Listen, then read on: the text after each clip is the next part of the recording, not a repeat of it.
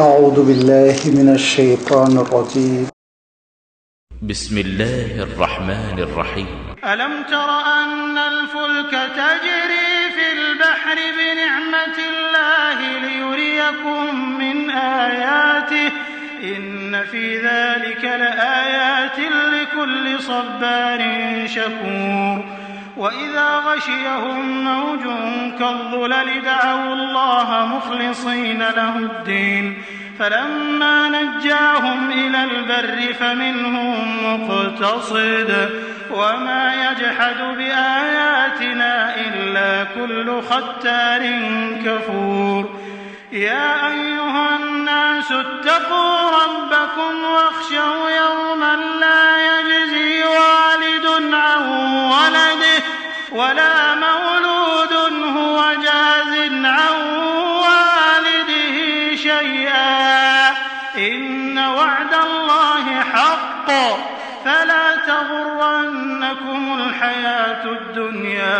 ولا يغرنكم بالله الغرور إن الله عنده علم الساعة وينزل الغيث ويعلم ما في الأرحام وما تدري نفس ماذا تكسب غدا وما تدري نفس بأي أرض تموت إن الله عليم خبير.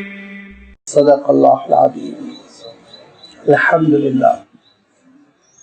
الحمد لله رب العالمين والصلاة والسلام على سيد المرسلين وعلى آله وأصحابه أجمعين أما بعد. سورۃ اللقمان کا یہ چوتھا اور آخری رکوع ہے جس کے بھی آپ کے سامنے تلاوت کی گئی.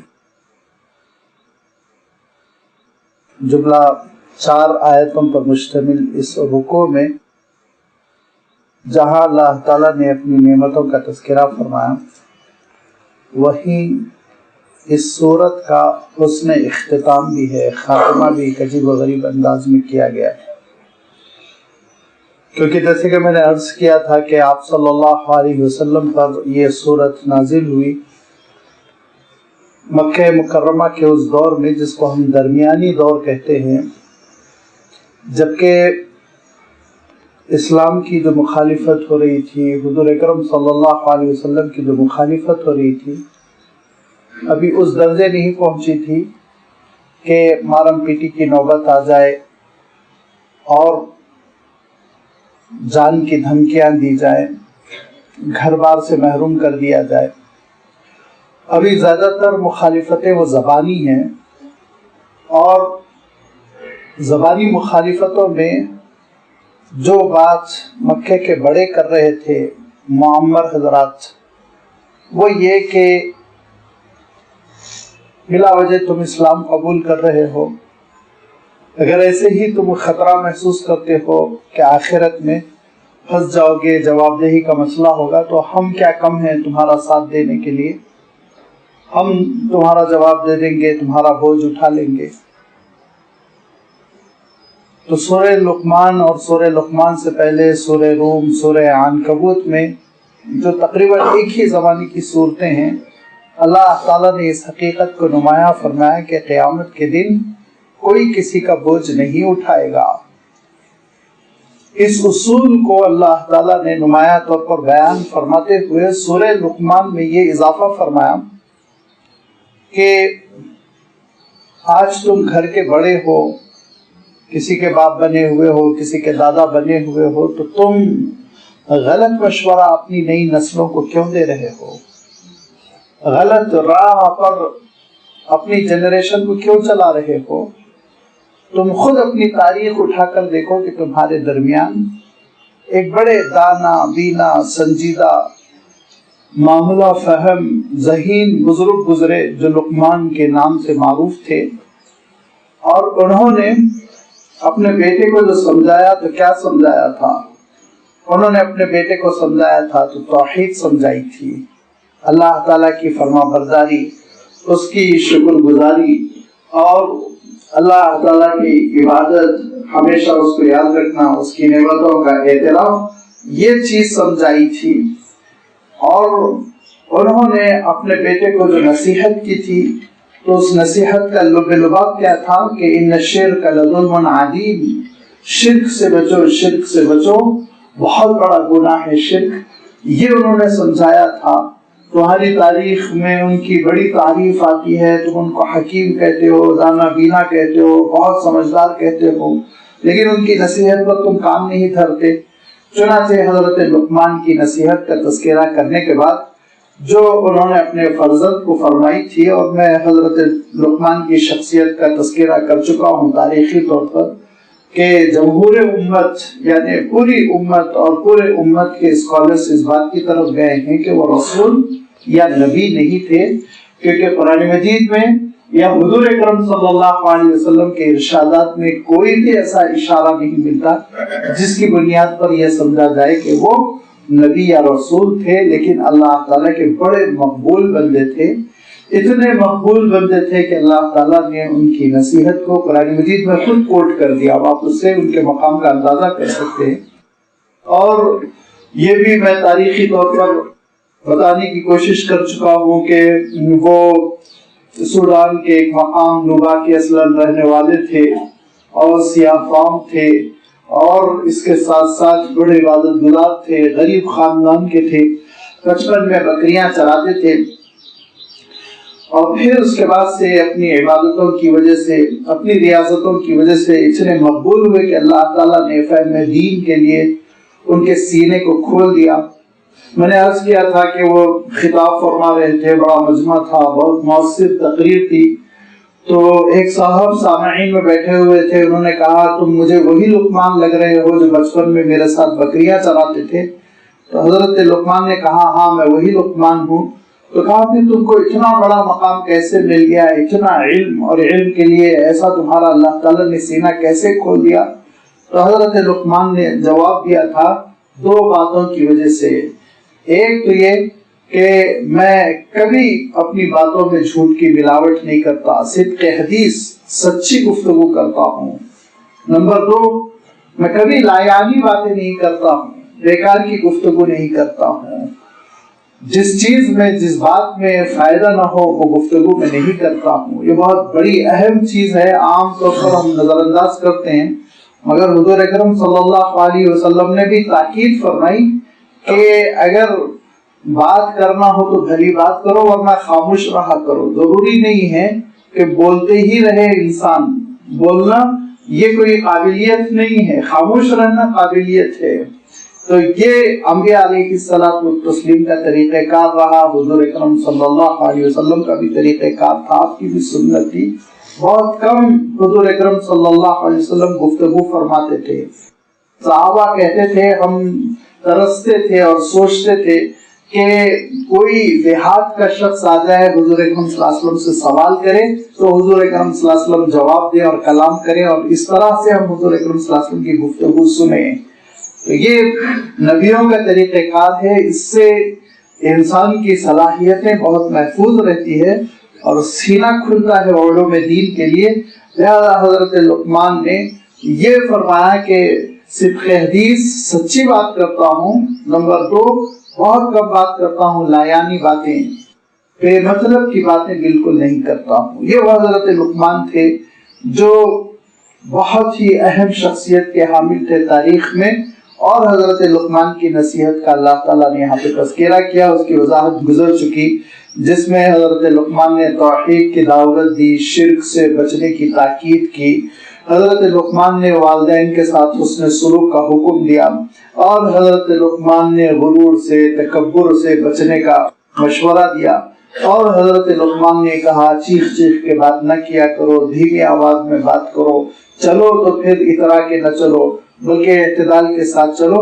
وہ ساری نصیحتیں حضرت لقمان کی اللہ تعالیٰ یہاں بیان فرمانے کے بعد اپنی نشانیوں کا تذکرہ فرمایا کہ اس کائنات میں اللہ تعالیٰ کی جو نشانیاں پھیلی ہوئی ہیں ان پہ تم غور کیا کرو، اور اللہ تعالیٰ کی بہت ساری نشانیوں کا تذکرہ ہوا، اور اس میں ایک بات اللہ تعالیٰ نے ایسی ارشاد فرمائی کہ یاد رکھو یہ اللہ تعالیٰ کے کارنامے، یہ اس کی نشانیاں، یہ اس کی نعمتیں، جس کو سورہ رحمان میں اللہ تعالیٰ نے ایک عجیب و غریب لفظ سے بیان فرمایا. انشاءاللہ جس وقت سورہ رحمان کی تفسیر ہوگی وہ لفظ کی تشریح کی جائے گی. فَبِأَيِّ آلَاءِ رَبِّكُمَا تُكَذِّبَانِ. اعلیٰ کا ترجمہ بہت مشکل ہے، بہت پیچیدہ ہے.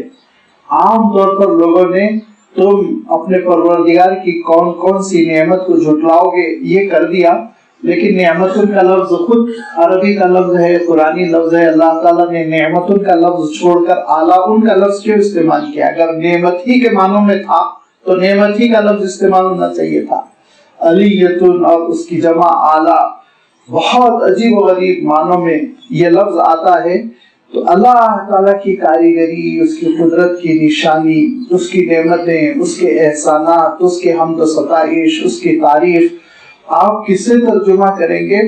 یہ عجیب و غریب حقیقت ہے جس کے بارے میں فرمایا کہ اگر سارے سمندر انک بن جائے سیاہی، اور روئے زمین پر جتنے درخت ہیں ان کے قلم بنا لیے جائیں، اس کے بعد یہ اللہ تعالیٰ کی شان، اس کی تعریف اور اس کے حمد و ستائش، اس کے کارنامے، اس کی نعمتیں، اس کے احسانات لکھے جائیں، تو فرمایا سمندر اور سمندر سے بھری ہوئی انک یہ ختم ہو جائے گی، درخت ختم ہو جائیں گے، لیکن اللہ تعالیٰ کی تعریف باقی رہے گی. ما نفدت کلمات اللہ، کہ اللہ تعالیٰ کی جو کلمات اللہ ہے، اس کے جو احکام ہیں، اس کی جو آیتیں ہیں، اس کی جو نشانیاں ہیں، وہ باقی رہیں گے. اور میں نے عرض کر دیا تھا کہ اگر آپ غور کریں تو اس زمین کی ہی کوئی چھوٹی سی چیز لے لیں اور آپ اس کی تہہ میں چلے جائیں تو آپ دیکھیں گے کہ واقعہ یہ ہے کہ ہماری گفتگو ختم ہو سکتی ہے، لیکن اللہ تعالیٰ کی شان، اس کی کبریائی نہیں.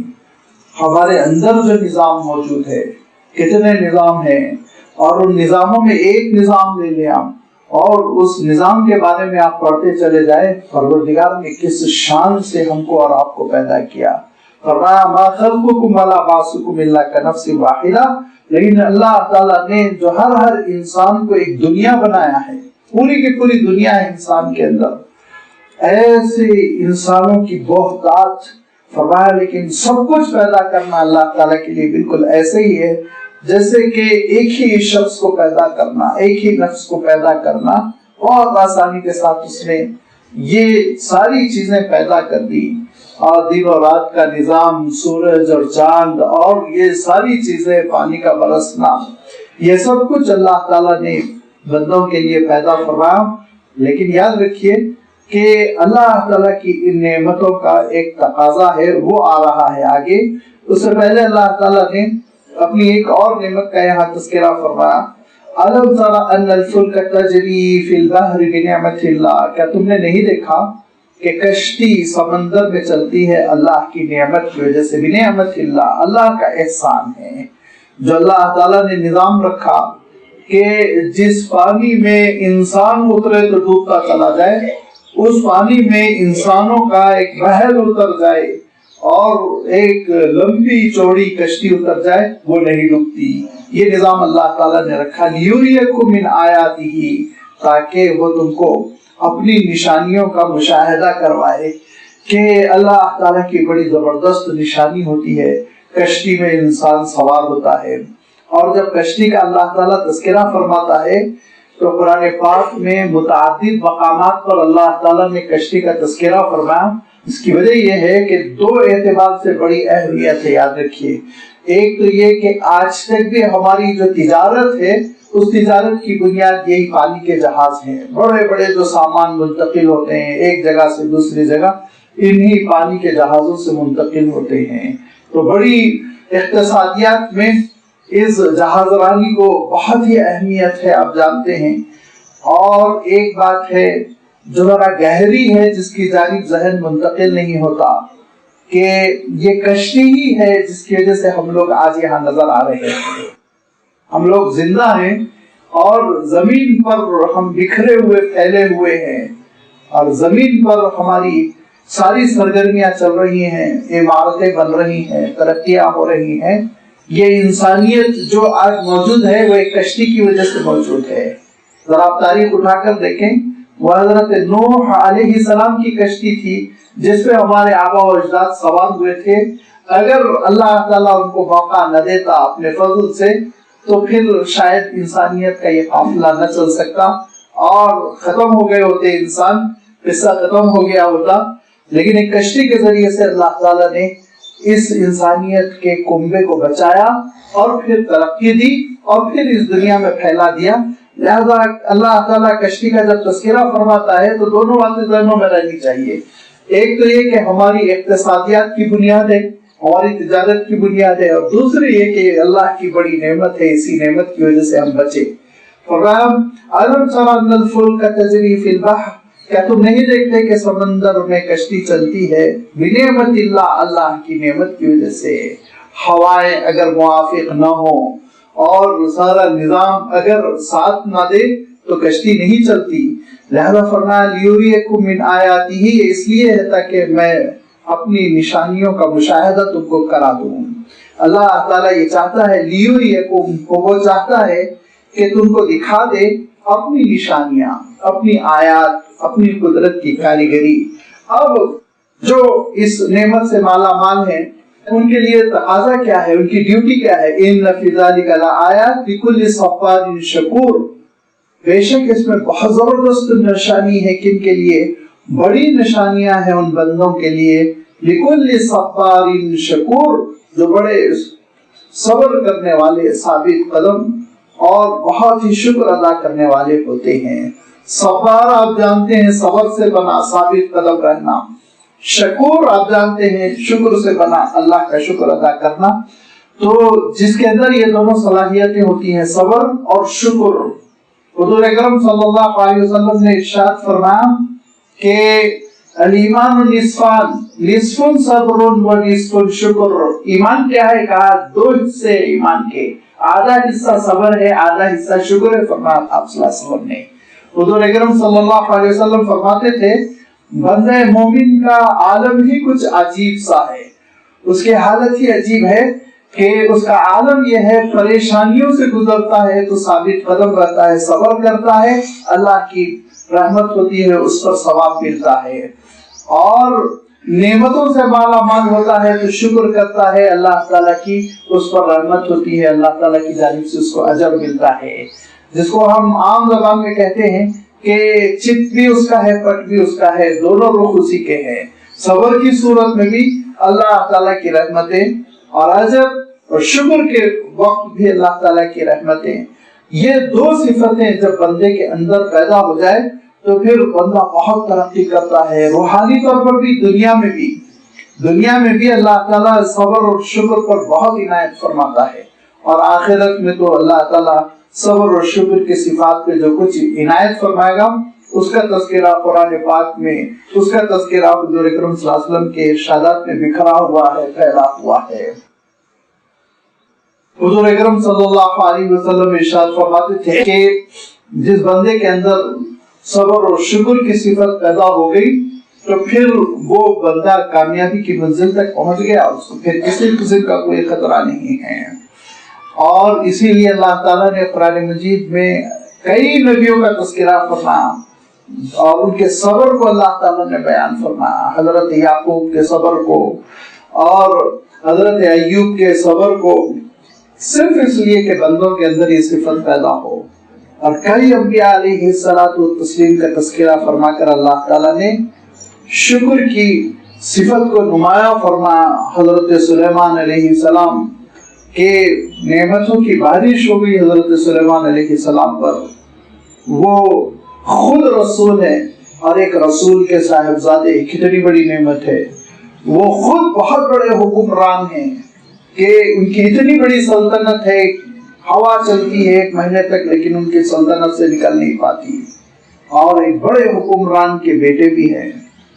وہ خود بہت بڑے عالم ہیں، اور اتنے بڑے عالم ہیں، ایسے اسکالر ہے، اگر آپ اجازت دیں تو سمجھنے کے لیے میں الفاظ استعمال کروں، ورنہ حضرت سلیمان علیہ السلام کی شان سے فروتر ہے یہ کہ بہت بڑے سائنٹسٹ ہے۔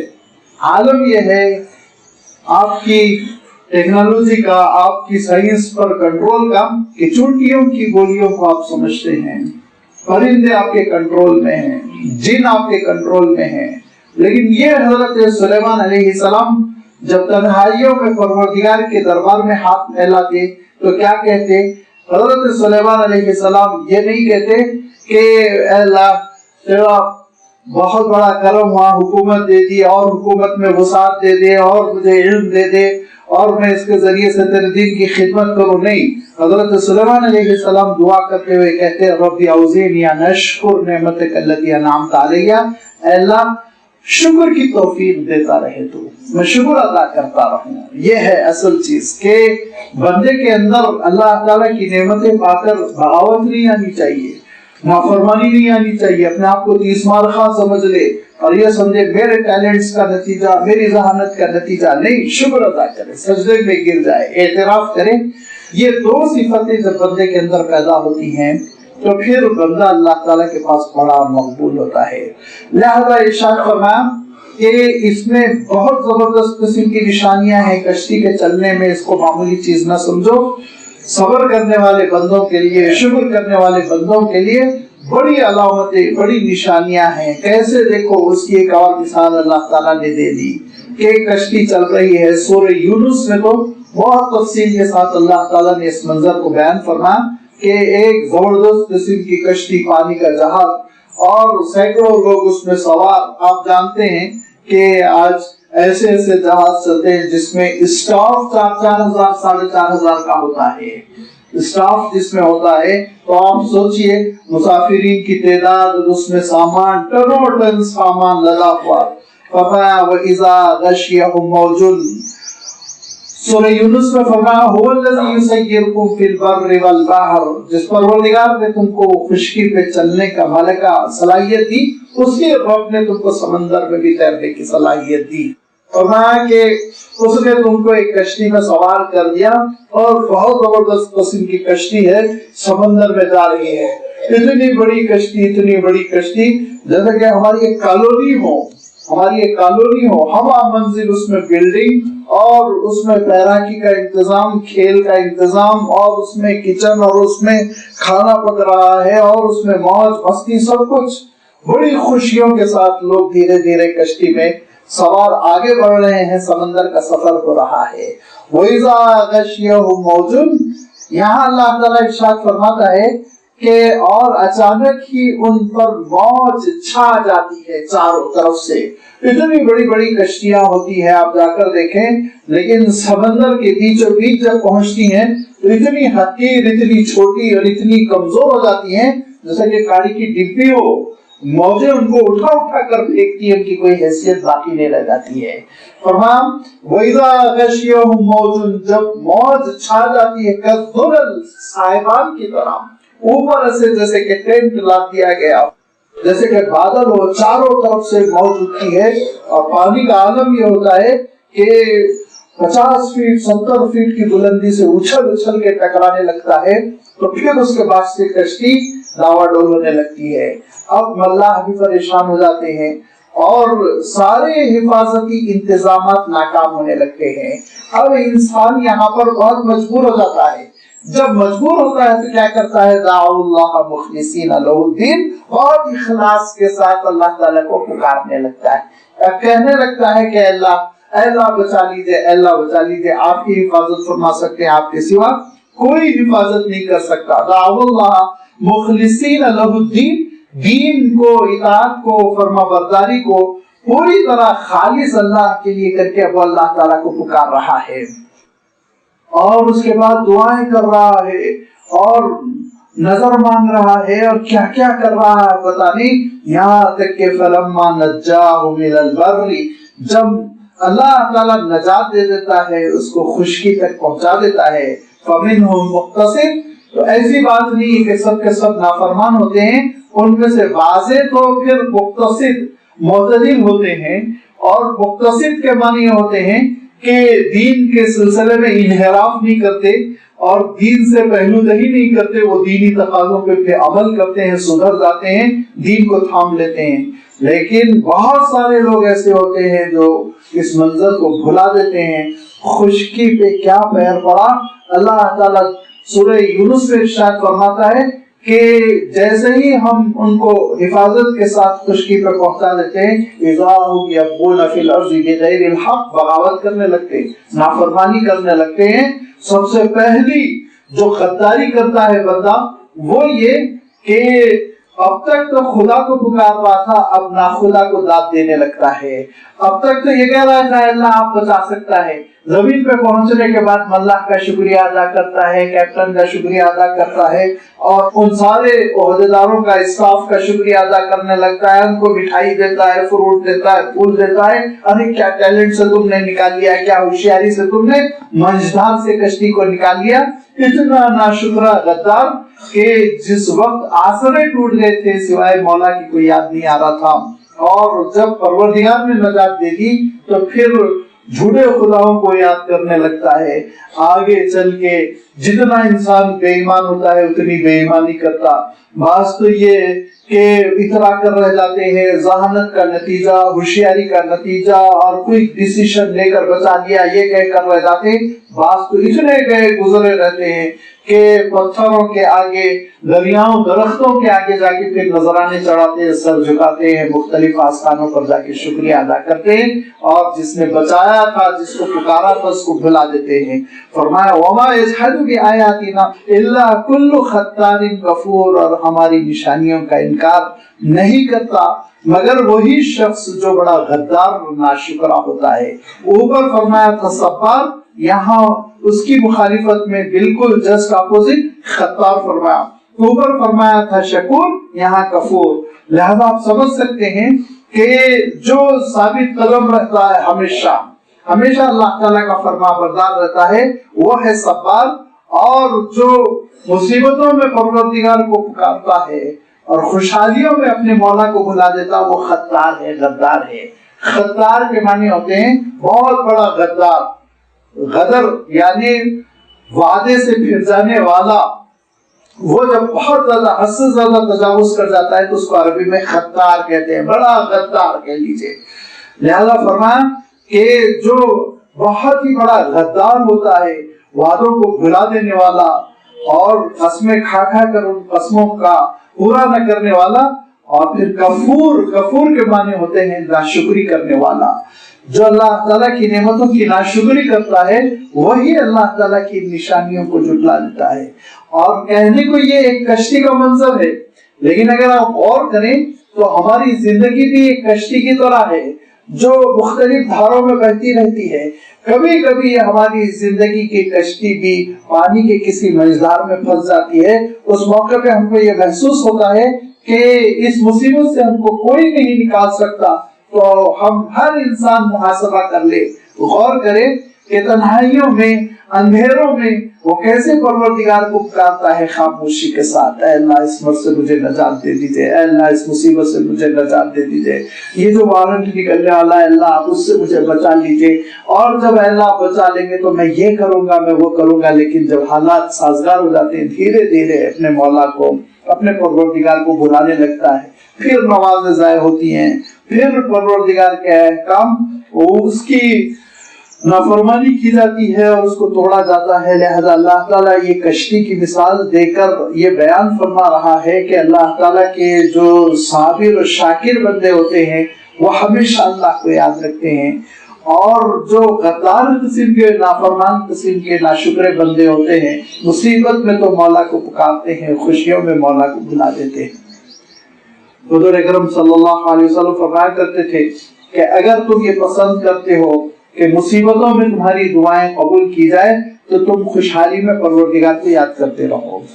خوشحالی میں، اچھے حالات جب ہے سازگار تو اپنے رب کو یاد کرتے رہو. مصیبت جب آئے گی تو انشاءاللہ خود اللہ تعالیٰ مدد فرمائے گا. لہذا یہاں اللہ تعالیٰ کی ایک نشانی کا تذکرہ کرتے ہوئے کہ کشتی کیسے سمندر میں چلتی ہے فوراً بات منتقل کر دی اس جانب کہ دیکھو جب کشتی چلتی ہے، سازگار ہوا ہوتی ہے تو پروردگار یاد نہیں رہ جاتا. جب کشتی پھنس جاتی ہے، ہوائیں مخالف ہو جاتی ہے، تو پھر پروردگار یاد آتا ہے، یہ صفت تم اپنے اندر پیدا نہ کرو، تم صبر بنو، شکور بنو، دین پر ثابت قدم رہو، ہمیشہ اپنے رب کو یاد کرنے والے بنو، اور جب نعمتوں کی بارش ہو جائے تو اس کا شکر ادا کرنے والے بنو۔ ایک چھوٹی سی وضاحت کے ساتھ میں آگے بڑھوں کہ شکر ادا کرنے کے معنی صرف یہ نہیں ہوتے کہ زبان سے شکر ادا کیا جائے، وہ بھی ضروری ہے، یاد رکھیے زبان سے بھی شکر ادا کرنا بہت اچھی بات ہے، اس پر بھی اجر و ثواب ہے، لیکن اتنا ہی نہیں ہے۔ شکر ادا کرنا، شاکر بندہ، شکر گزار بندہ وہ ہوتا ہے جو اللہ کی نعمتیں اللہ کی فرما برداری میں خرچ کرتا ہے، اللہ کی نعمتیں اللہ کی نافرمانی میں خرچ کر رہا ہے اور زبان سے شکر ادا کر رہا ہے۔ یہ تو ایک مذاق ہوا، دل لگی ہوئی، لہذا یہ بھی ذہن میں رہنا چاہیے کہ اگر مجھے صحت ملی ہوئی ہے، اگر مجھے دولت ملی ہوئی ہے، عہدہ ملا ہوا ہے، منصب ملا ہوا ہے، شہرت ملی ہوئی ہے، حسن ملا ہوا ہے، تو اللہ کی فرما برداری کے ساتھ اس کی عبادت پر، اس کی اطاعت پر خرچ ہو، یہ ہے اصل شکر۔ لہذا اللہ تعالیٰ اپنے ان شکر گزار بندوں کا تذکرہ کرتے ہوئے اب گفتگو پھر وہیں آ رہی ہے جہاں سے کہ بات شروع ہوئی تھی۔ عرب یہ کہا کرتے تھے العود علی بدء، جہاں بات شروع ہوئی وہیں پہنچ جاؤ۔ بات شروع ہوئی تھی کہ یاد رکھو قیامت میں کوئی کسی کے کام آنے والا نہیں، یہ جھوٹی تسلی ہے کہ ہم قیامت کے دن تمہارا بوجھ اٹھا لیں گے، اور کوئی کسی کا بوجھ قیامت کے دن نہیں اٹھائے گا، ہر ایک کو اپنا اپنا بوجھ اٹھانا ہے۔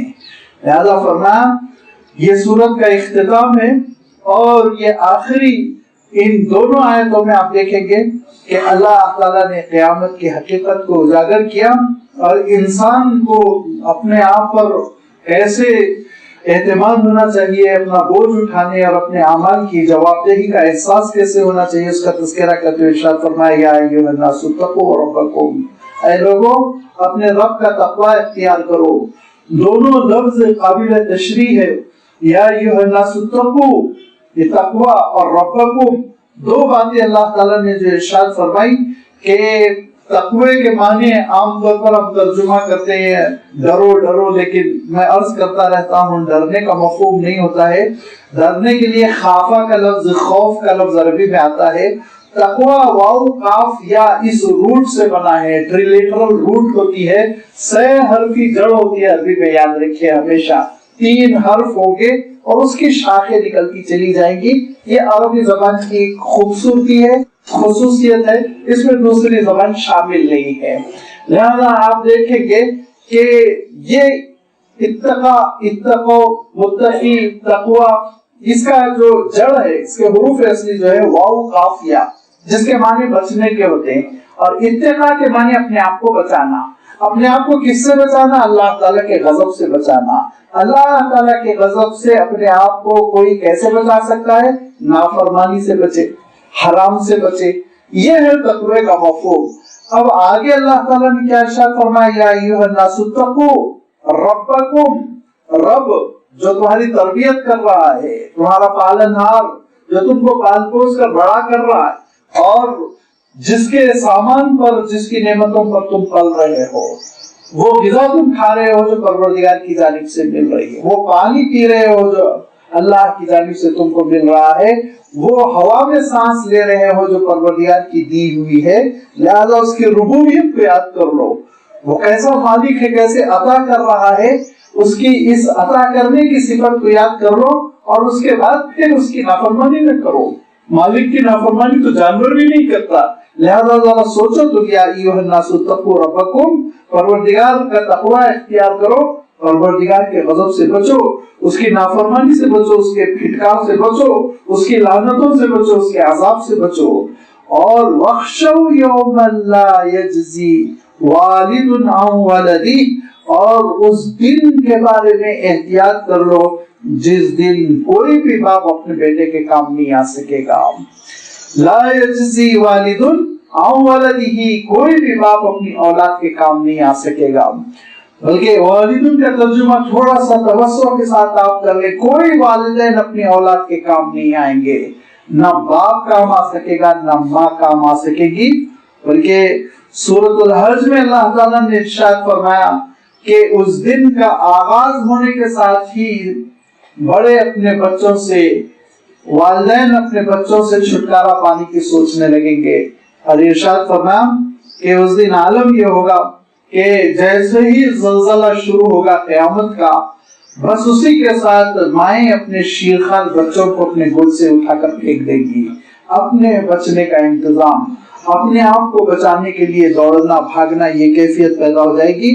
لہذا آج جو لوگ کہہ رہے ہیں قیامت کے دن ہم تمہارا بوجھ اٹھا لیں گے، قیامت کے دن تم کو پلٹ کے بھی نہیں دیکھنا چاہیں گے. وَاخْشَوْا يَوْمًا لَا يَجْزِي وَالِدٌ عَنْ وَلَدِهِ، کہ اس دن کے بارے میں احتیاط کر لو جس دن، یعنی وہ قیامت کا دن ہوگا، اور اس دن کوئی والد اپنی اولاد کے کام نہیں آئے گا، اور اس کے برعکس بھی نہیں ہوگا. وَلَا مَوْلُودٌ هُوَ جَازِمٌ وَالِدِهِ شَيْئًا، اور نہ ہی کوئی اولاد اپنے والد کے کام آنے والی ہے، کوئی اولاد. کیونکہ انسان کی بڑی تمنا ہوتی ہے، اور اسی تمنا اور اسی حسرت اور وہی خواہش کو اللہ تعالیٰ نے یہاں بیان فرمایا کہ اولاد ہوتی ہے. ماں باپ یہ سوچتے ہیں کہ آج ہم جوانی میں اس پر محنت کر رہے ہیں، اس کی تربیت کر رہے ہیں، اس کو پڑھا رہے ہیں اور اس پر خرچ کر رہے ہیں، آگے چل کر ہم بوڑھے ہو جائیں گے، ہم کمزور ہو جائیں گے، یہ اولاد ہمارے لیے سہارا بنے گی، پیرانہ سالی کا سہارا، ضعیفی کا سہارا. ایک تمنا ہوتی ہے، ایک امنگ ہوتی ہے ماں باپ کے دل میں. لیکن ارشاد فرمایا قیامت کے دن یہ تمنا تمہاری پوری نہیں ہو سکے گی، تمہاری اولاد تمہارے کام نہیں آ سکے گی. یاد رکھو، نہ والدین اولاد کے کام آ سکیں گے، نہ اولاد والدین کے کام آ سکے گی، کوئی کسی کے کام نہیں آئے گا. وہ تو دن نفسی نفسی کا ہوگا، جس دن کے بارے میں اللہ تعالیٰ ارشاد فرمایا ہر شخص کا اپنا ماجرا ہوگا، مصیبت ہوگی.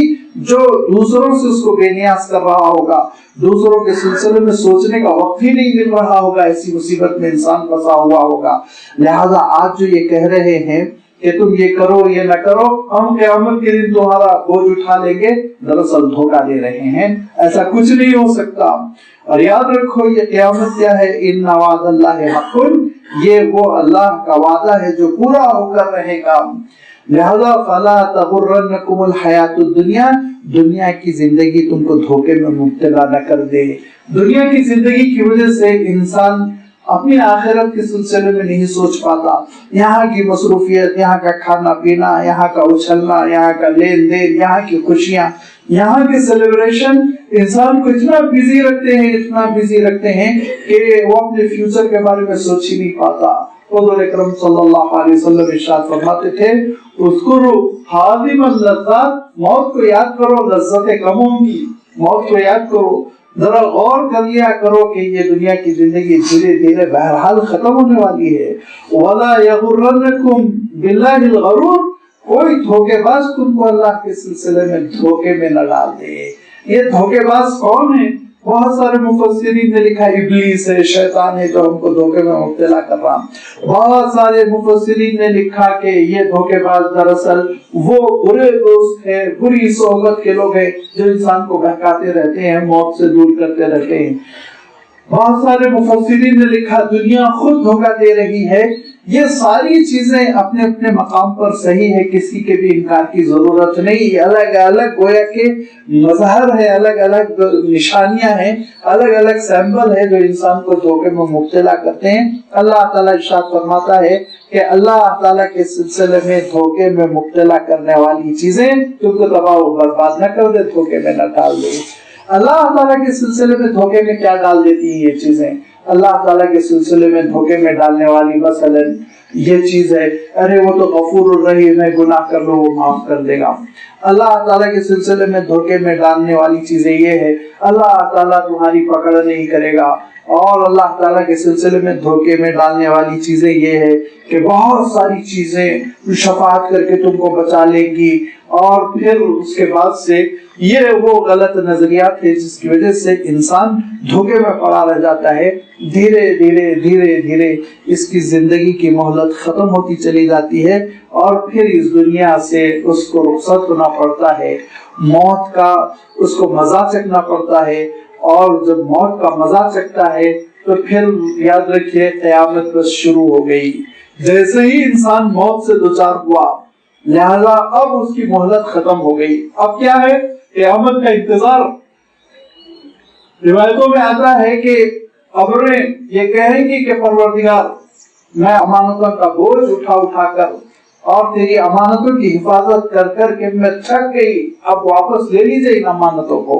لہذا یہ ساری امانتیں جو میتوں کی شکل میں قبر میں دفنائی جا رہی ہیں وہ سب مٹی اگلنے لگے گی، باہر نکلنے لگیں گے اور پھر میدان حشر میں کھڑے ہوتے چلے جائیں گے. تو پھر یہ زندگی جو ملی ہوئی ہے، یہ زندگی جس دن ختم ہو رہی ہے اسی دن قیامت قائم ہو رہی ہے. اسی لیے کہا جاتا ہے کہ من مات فقط قامت قیامتہ، جو مر گیا تو اس کی قیامت برپا ہو گئی، اب کیا قیامت رہ گئی. یہ ساری زندگی کی سرگرمیاں، یہ ہلچل، یہ شور شغف، یہ دل فریبیاں، یہ سب دراصل حقیقت میں آپ دیکھ لیجئے فریب نظر ہے. فریب نظر ہے، نگاہوں کا دھوکہ ہے. نگاہیں جس وقت پتھرا جائیں گی اور آنکھوں کے نور کو پروردگار جب کھینچ لے گا اور آنکھیں ہماری جب بند ہو جائے گی تو دنیا آپ کے لیے خوبصورت تھوڑی ہے. دنیا آپ کے لیے پھر وہ ہلچل اور سیلیبریشن کا مقام نہیں رہ گئی جہاں آپ کا دل لگتا تھا، تو بیکار ہو جائے گی دنیا. لہذا اس کو اللہ تعالیٰ ارشاد فرماتا ہے کہ اللہ تعالیٰ کا وعدہ سچا ہے اور دنیا کی زندگی تم کو دھوکے میں نہ ڈالے. آپ نے خود دیکھا ہوگا کہ ایک کے بعد دیگر ایک جنریشن چلتی چلی جا رہی ہے. بچپن میں ہم دیکھتے ہیں کہ ہمارے اپنے والدین کے اوپر کی جو جنریشن ہے وہ دھیرے دھیرے وفات پا رہی ہے.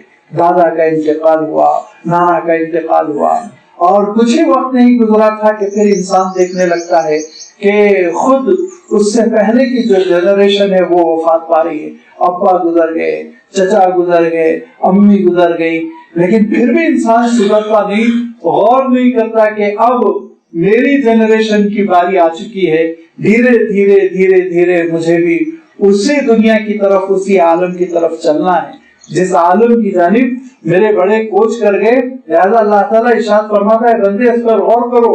یاد رکھو اگر تم اس حقیقت کو سمجھ جاؤ گے کہ موت سے سب کو دو چار ہونا ہے تو پھر موت کے بعد کی تم تیاری کرو گے. حضور اکرم صلی اللہ علیہ وسلم ارشاد فرماتے تھے کہ ذہین لوگ وہ ہیں جو موت کی حقیقت کو سمجھے اور موت کے بعد کی تیاری کریں، اور بے وقوف وہ ہیں جو تمنائیں کر کے بیٹھے رہ جائیں. یہ ہے کہ موت کے بعد کی پھر بندہ تیاری شروع کرتا ہے اور پھر اس کے اندر حقیقت پسندی پیدا ہو جاتی ہے. وہ سمجھتا ہے یہ عارضی زندگی اس سے چھین لی جائے گی. جب وہ یہ سمجھتا ہے کہ اس عارضی زندگی میں اس کی جو ڈیوٹی ہے وہ اللہ تعالیٰ کی عبادت ہے اور اصل مجھے جہاں لوٹ کر جانا ہے وہ میرے رب کی طرف، لہذا میں اس کو خوش کر لوں. جب اپنے رب کو وہ خوش کرتا ہے، اس کی عبادتیں کرتا ہے، نمازوں کی پابندی کرتا ہے، اس کے احکام کو اپنی زندگی پر جاری کرتا ہے، تو پھر اس کا مسئلہ یہ ہوتا ہے کہ جب موت قریب آتی ہے تو اس کو کوئی پچھتاوا نہیں ہوتا، شرمندگی نہیں ہوتی، غم نہیں ہوتا، ڈر نہیں ہوتا، جس کے بارے میں اللہ تعالیٰ نے ارشاد فرمایا الا ان اولیاء اللہ لا خوف علیہم ولا هم یحزنون. کون؟ اہل تقویٰ. فرمایا جن کو نہ خوف ہوتا ہے نہ غم ہوتا ہے. خوف نہیں ہے آگے میں کہاں جا رہا ہوں اجنبی مقام پر، اجنبی مقام کا خوف ہوتا ہے نا، کہاں جا رہا ہوں پتہ نہیں کیا ہونے والا ہے. اور غم نہیں ہوتا کہ میں کیا چھوڑ کر جا رہا ہوں، میں جو چھوڑ کر جا رہا ہوں اس سے اچھا مجھے ملنے والا ہے، اور میں جہاں جا رہا ہوں وہ میرا مولا ہے، میرا مولا ہے جو میرا استقبال کرنے والا ہے. حدیث شریف میں آتا ہے کہ جو نیک بندوں کی موت جب نکلتی ہے، اس کی روح اس کے جسم سے جب خارج ہوتی ہے تو فرشتے خود کہتے ہیں کہ ایسے رب کی جانب چل پڑو، اور رب غیری غضبان جو تم سے ناراض نہیں، خوش ہے، تمہارے اس کی رحمتیں تمہارا استقبال کرے گی. ہر آسمان پر سلامتی کی دعائیں ہوتی ہیں. اور جب بندہ گناہوں کے ساتھ اس دنیا سے رخصت ہوتا ہے تو پھر اس کی روح تڑپتی ہے اور فرشتے کہتے ہیں چلو وہاں جہاں جانے سے تم بچنا چاہتے تھے، جس سفر سے تم بچنا چاہتے تھے، آج وہیں تم کو جانا ہوگا. جسم میں روح دوڑتی رہ جاتی ہے اور بڑی مشکل سے کھینچ تان کر اس کو نکالا جاتا ہے.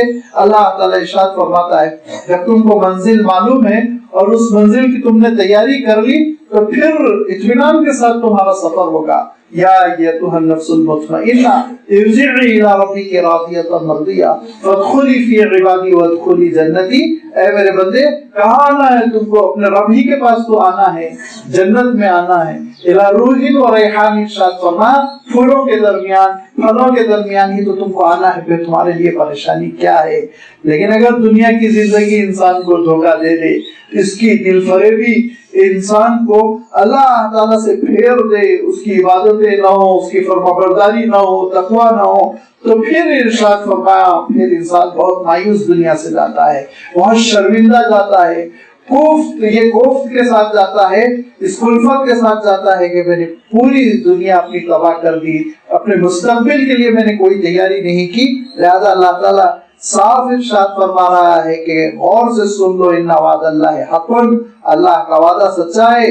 दुनिया की जिंदगी तुमको धोखे में न डाले, अल्लाह ताला के सिलसिले में कोई धोखेबाज तुमको धोखे में न डाले।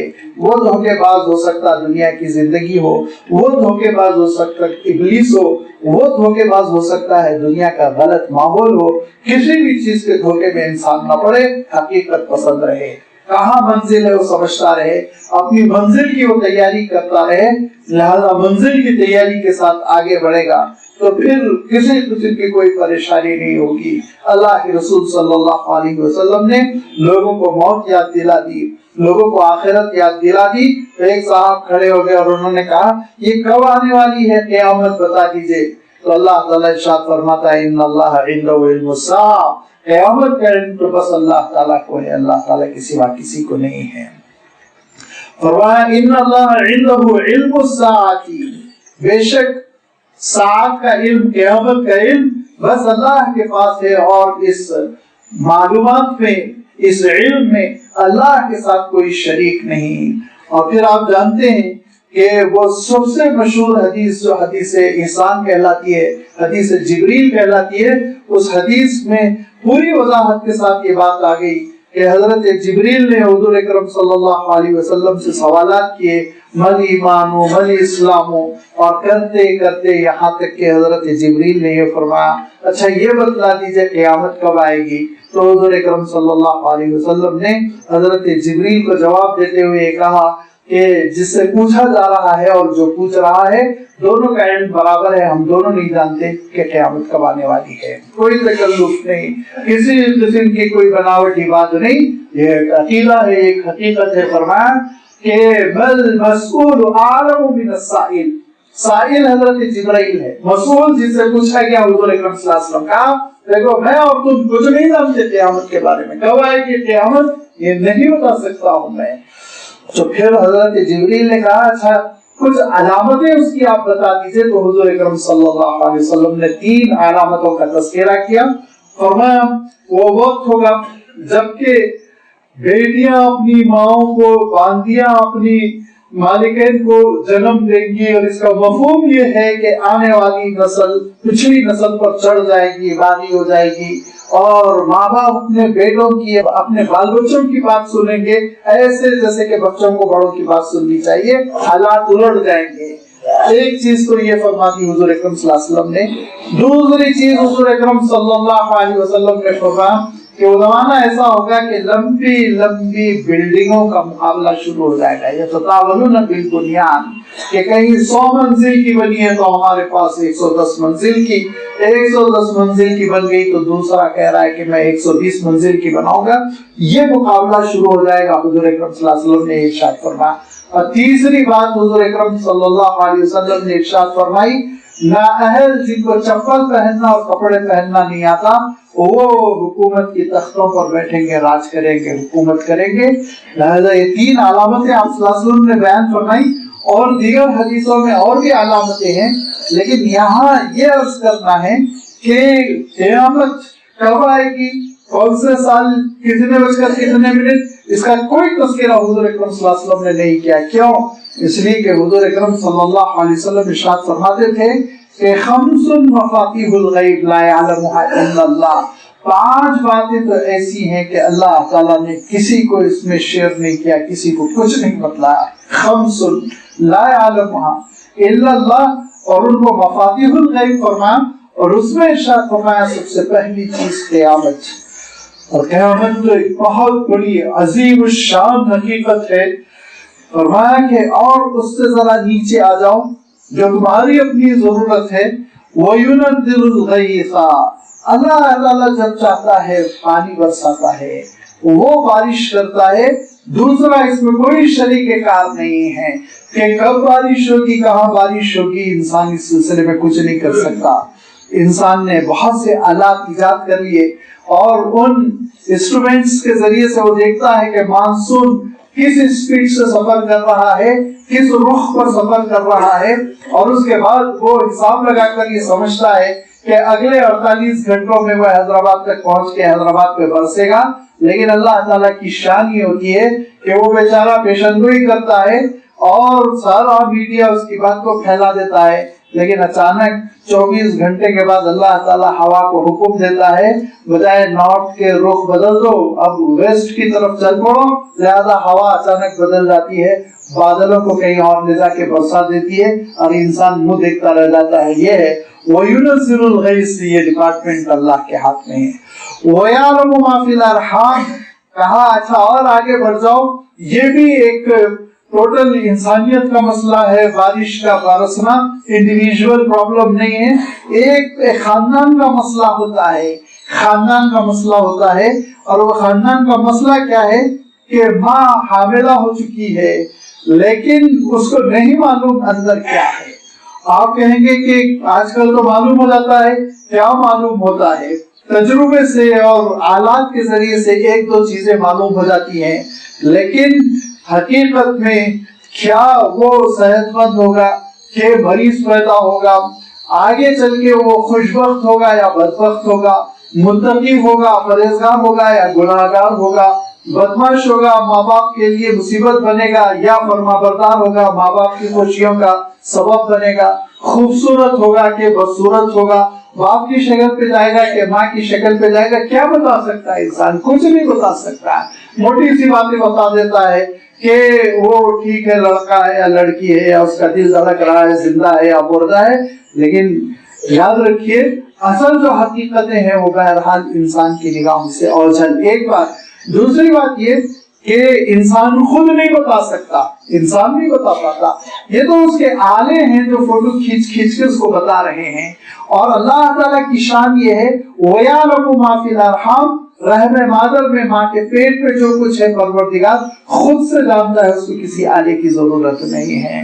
جہاں وہ یہ جانتا ہے کہ یہ زندہ ہے, اور جہاں وہ یہ جانتا ہے یہ لڑکی ہے یا لڑکا ہے, جہاں وہ یہ جانتا ہے کہ یہ دھیرے دھیرے ڈیولپ ہو رہا ہے, وہیں یہ بھی جانتا ہے اس کی عمر کتنی ہے, وہیں یہ بھی جانتا ہے خوبصورت ہوگا بدصورت ہوگا, وہیں یہ بھی جانتا ہے گناہگار ہوگا فاسق ہوگا یا نیک ہوگا متقی ہوگا.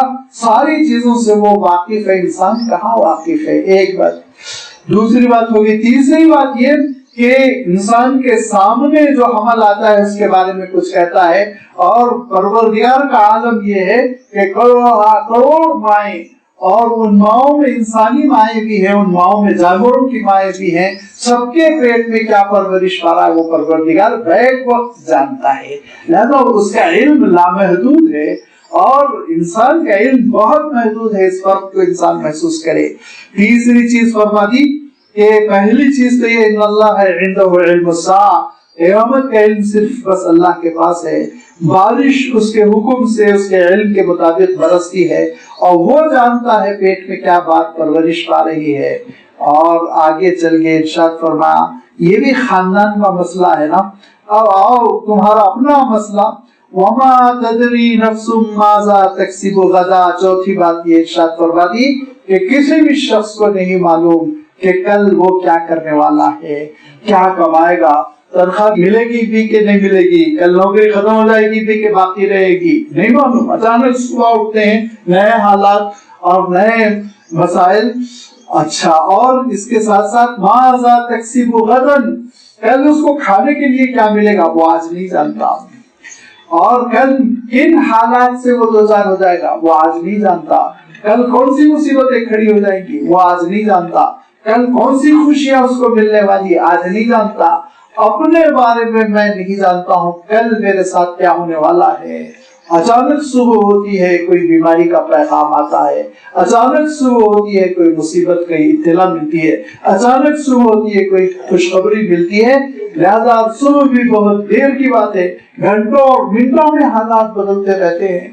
खुशियों के साथ हंसते बोलते इंसान जाता रहता है कि अचानक कोई चीज ऐसी हो जाती है उसकी जिंदगी में जबरदस्त किस्म की तब्दीली, और गमज़दा परेशान हाल इंसान चलता रहता है।